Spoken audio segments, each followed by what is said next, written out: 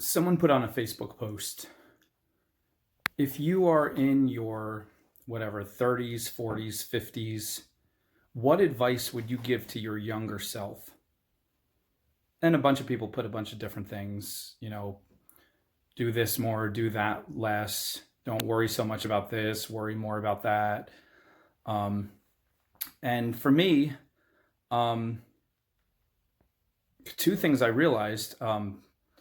One was I knew at 14 exactly what I wanted to do. And had I pursued that harder and trusted my 14-year-old self, I would be much further, much, much further in all the things that I still want to do. And I want to say much happier. I don't know. That's the other question. So happiness doesn't come necessarily from getting the things you think you want. It comes from waking up each day and being fulfilled and strong and feeling a sense of accomplishment, purpose, knowing where you fit. There's a lot of things that build. If happiness is like a big, strong structure of character. So that's why when you give $1 million to someone who's unhappy, they don't become happy. They become thrilled for a week or two till they realize they have no character development to know what to do with that million. So they blow it pretty quickly. And within a year, their happiness level drops all the way back down to what it was when they were broke. And this is a study. This has been proven over and over again. People who are middle of the road, like not irresponsible, not like financially amazing, not gurus, but fairly responsible, fairly decent people. If you give them, if they win the lottery, they also have a surge of happiness for a few weeks to months. And then within a year, they drop down to the exact same level they were before they got the lottery. Because happiness comes from who you are, what you've accomplished, what hardships you've overcome. It comes from who you are inside here, not everything around you. Now, everything around you, if you build it yourself, that adds to your sense of accomplishment. So that does build your structure, does build your character. So it's not to say don't build good things around you.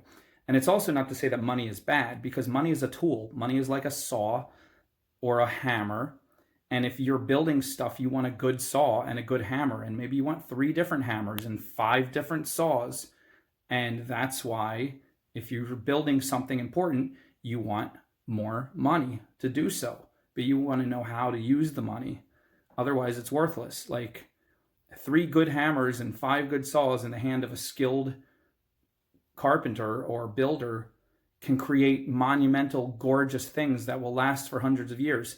In the hands of somebody who doesn't know what they're doing, it creates nothing. It like pockmarked wood and broken pieces of garbage and nonsense and sadness. These are the exact same tools, the exact same money given to 2 different people, like totally different results. And that's the same with everything.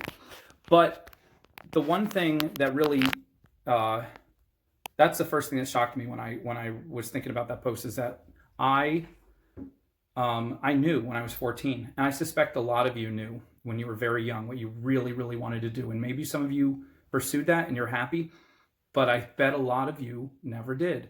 And now you think it's too late, and it's never, ever too late. Never, ever, ever. Some of the most amazing people did not begin to hit their real dreams until they were in their 80s. Okay, so you have a head start on them, most of you listening. Some of you in your 80s. That's the little tiny push you needed to say, okay, now it's time. But the other thing that hit me about that post was I was reading other people's comments, and one person says that the advice I would give to my former self is it never gets easier.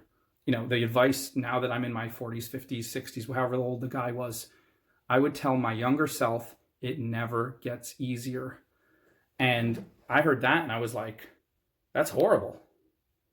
Because it suddenly dawned on me, like, for all the things I can say, if I had done since I was 14, I would be much further along, and all the things I still want to do, and things I want to do right here. But then there are things I want to do that are way out there, look like They will take incredible leaps and bounds and bravery and mountain climbing and jumping over ravines of fear and days and weeks of planning and cultivating and making things happen on top of things and meeting the right people and getting the right help and having it all come together.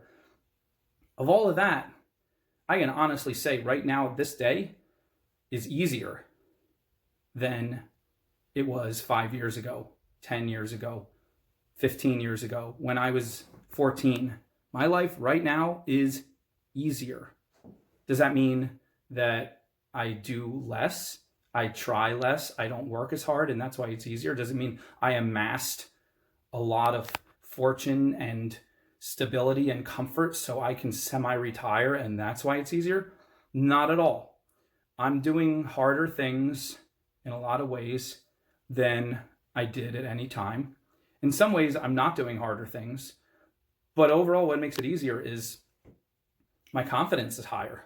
I have fought these battles and won, or fought these battles and face down in the mud, bleeding, burning, regretting, crying. Why did I do that? Suffering for hours, sometimes days, sometimes longer because of huge mistakes.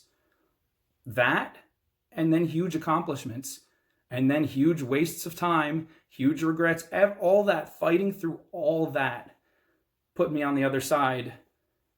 And every little bit gave me more strength, more confidence. The me inside here radiates farther. I'm bigger. My comfort zone stretches out farther. Things that used to scare me, things that I would have to retreat back to the couch and give myself comfort, whatever that meant, because they were too scary. I'd do it for a little bit and then run back. Now I can do those things all day. I can live in those things. And not only don't they scare me, when it's time to go to sleep, sometimes I don't want to. I want to just keep working. I want to keep getting more done because it's exciting and I can do it and the fear is gone. So I look at that person. I don't know who it is. It was a friend of a friend. Whoever said to their younger self, it never gets easier, I want to tell them, you haven't fought hard enough. You have not attacked your fear. You have not gone out into scary things and taken scary chances and pushed yourself really hard. Because if you had, you would find out it gets easier.